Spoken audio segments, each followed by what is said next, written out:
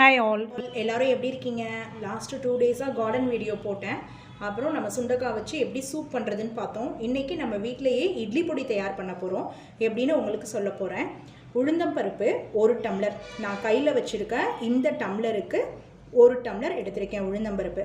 அதுக்கு 10 மிளகா வைக்கணும், சிகப்பு மிளகா. என்னோடய மிளகா ரொம்ப காரமாக இருக்கனால நான் 5 மிளகா தான் வச்சுருக்கேன்.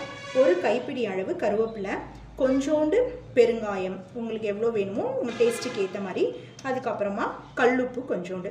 இதெல்லாம் ஆயிலில் ஃப்ரை பண்ணிவிட்டு நம்ம மிக்சியில் அரைக்க போகிறோம். வாங்க பார்க்கலாம் எப்படி பண்ணுறதுன்னு.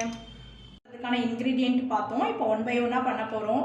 ஃபஸ்ட்டு பாத்திரத்தில் கொஞ்சமாக எண்ணெய் விட்டுட்டு, நம்ம சமையலுக்கு யூஸ் பண்ணுற எண்ணெய் விட்டுட்டு, நம்மளோட பருப்பு 1 டம்ளர் உளுந்தம்பருப்பு அதை நல்லா ஃப்ரை பண்ணிக்கணும்.